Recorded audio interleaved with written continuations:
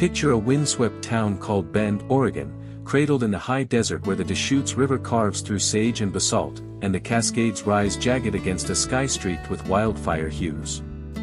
Here, in a cedar A-frame with a steep roof and a deck overlooking pine-studded hills, Dave, Ellis and Sue Harper lived, their 32 years of marriage a bonfire, once roaring, now smoldering, until, at 55, in the smoky dusk of August 2022, they split.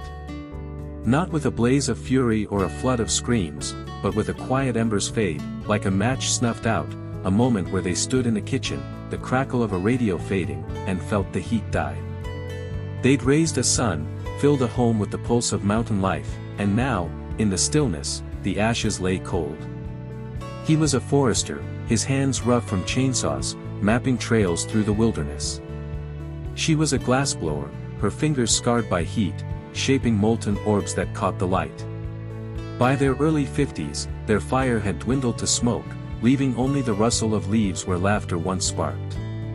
Imagine this, two souls stepping from a charred hearth, into a world they'd forgotten how to kindle, Dave with his axe, Sue with her flame, until, by 58, they ignite new fires in the rugged glow of the Pacific Northwest. Step into 1989 and see them meeting at a logging camp near Sisters, the air thick with pine sap and the growl of saws, dust swirling around their boots.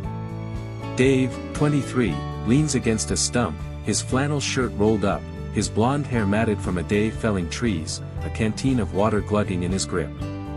Sue, 23 too, stands by a makeshift kiln, her denim overalls streaked with soot, her red hair tied back, a glowing glass bead cooling in her tongs. Their eyes catch, his a sharp blue, hers a fierce green, and he strides over, boots thudding on packed earth, flashing a lopsided grin. They talk, about the mountains catching the dusk, about his love for carving paths through the wild, about her thrill in bending fire into art. He trades a pine cone for a bead, their hands brushing over the wood, and asks her to share a fire pit as the stars prick the sky, the glow warming their faces. She nods, her laugh a crackle in the breeze, and says yes. A year later, in July 1990, they marry in a clearing off Century Drive, his vest stiff with canvas, her dress a swirl of her own glass beads, the air sharp with resin as friends toss cedar chips. He promises to blaze her trail, she vows to light his nights. For decades, they stoke that flame high. Here their son, Ryan, burst in like a summer squall in 1992, a wiry spark with Dave's lanky frame and Sue's fiery spirit, tearing through the house like a gust through the pines. Dave swaps dawn patrols for dusk hikes, showing Ryan how to spot a deer track, their breath fogging as they crunch through the forest, the rivers roar in their ears. Sue melts her glass, teaches Ryan to blow a bubble, the A-frame alive with his shouts and the hiss of her torch, the air shimmering with heat. In 1994, they buy the Cedar House, a rugged shell with a stone hearth, a deck where wind whistles, and a kitchen smelling of sap and spice. Dave builds a shed, his saws buzzing, wood chips thick as he maps fire breaks, the hills echoing his cuts. Sue sets up her studio, her orbs stacking high, blues, ambers, her garden a patch of lupin and sage braving the frost. Picture summer nights, Ryan chasing bats, Dave grilling elk, Sue hanging glass chimes that glitter like stars, the Cascades a dark wall beyond.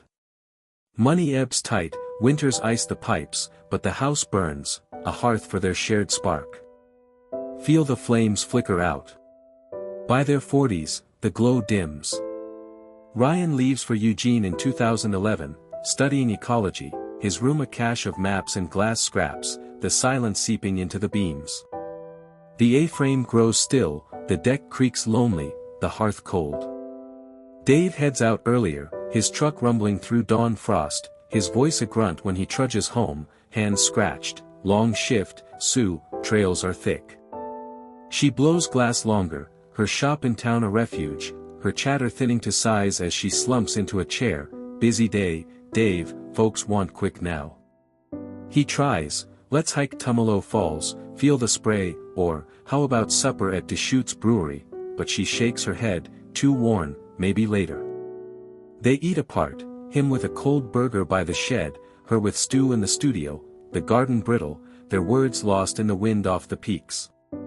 By 2020, he takes the loft, it's caught hard under a tarp, the window frosting with a range they can't climb. Since the split in August 2022. Dave's 55, his hands gnarled like the pine he splits, his hair thinning under a cap. Sue's 55 too, her fingers scarred from years of fire, her green eyes soft behind smudged goggles.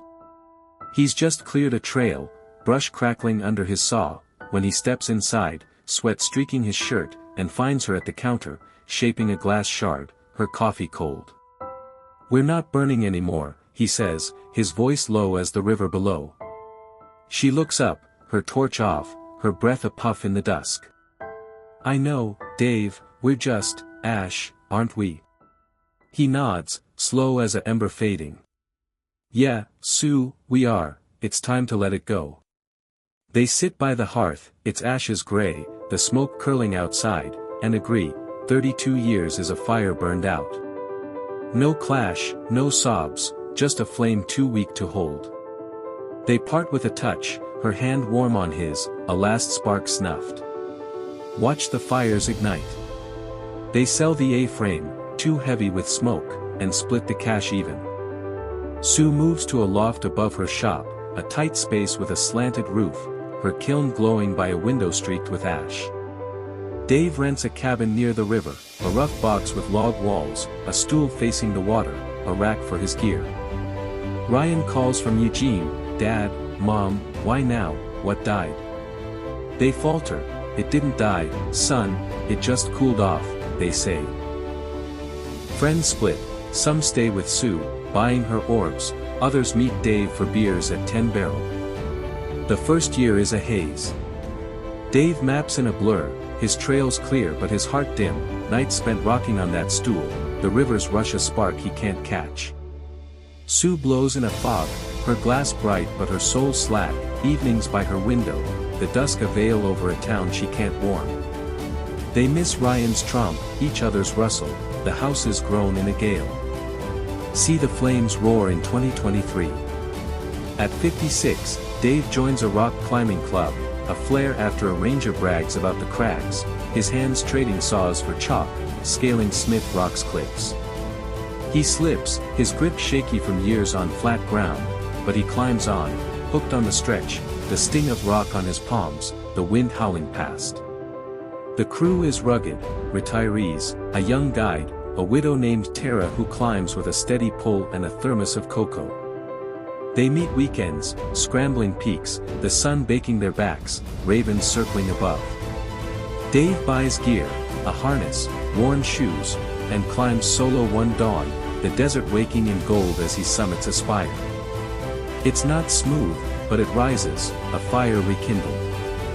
Sue, at 56, takes up rafting, renting a paddle from a shop on the Deschutes, her hands swapping tongs for oars, riding the river's rapids. She tips, her arms wobbly from years at a kiln, but she rows on, drawn to the churn, the cold spray on her face, her first run a wild dash through whitewater. Feel them blaze by 57. Dave sells his truck, buys a camper, a tan Tacoma with a bed, and hauls it to the Three Sisters, his chalk bag rattling, the peaks rising sharp against a fiery sky. He's not fast, climbers pass, Tara teases, but speed's not it, the ascent is, the rock a new trail to blaze. He starts a journal, trees and tethers, scribbling about divorce, cliffs, and the rush of high air, his words bold as his old maps. Rangers read it, then strangers, folks in Redmond, sisters, a guy in Idaho saying, "I'm climbing too." Sue trades her van for a bike, a copper giant with a basket, and pedals the river trail to Sunriver, her raft strapped tight, the breeze hot on her skin. She joins a sculpting class, carving wood, curves, twists, her hands steady with a new glow. Ryan visits Dave, sees the harness, laughs, "You're soaring, Dad." He sees Sue's raft, hugs her, "You're roaring, Mom." At 58, they ignite in fury. Dave cuts forest shifts, leads climbing trips, crags, tales, his voice rich, his boots crusted with dust and stories. He camps at Sparks Lake one fall, climbs under stars, wakes to a dawn that fires the water red, his camper a forge on wheels. Sue scales back the shop, rafts for joy, drops, drifts, her carving stacking up, sold beside her glass. She bikes to Drake Park, rides the rapids, the chill sharp on her tongue. They're not rich, his cabin smells of pine and chalk, her loft of ash and cedar. They're not famed, his journal has 520 readers, her art stays local. But they're Dave and Sue, vivid, alive, ablaze. They meet once, by chance at a bend in 2025, him with a rope coil, her with a paddle. They grin, swap a spark, part warm, two fires freshly lit. Divorce at 55 left us cold, they'd say now, their voices bright. It let us burn again, wilder. Picture America's wilds, Ben's cliffs to every rugged stretch, where couples like Dave and Sue split every day. Gray divorces aren't ashes, they're flames. I'm Jordan Lane, and this is Gray Divorce Diaries. Their tale is real, raw, radiant, reignited. If it scorches you, subscribe. Every day, a new story, people like us, blazing after 55. You're not alone. Let's stoke your fire together.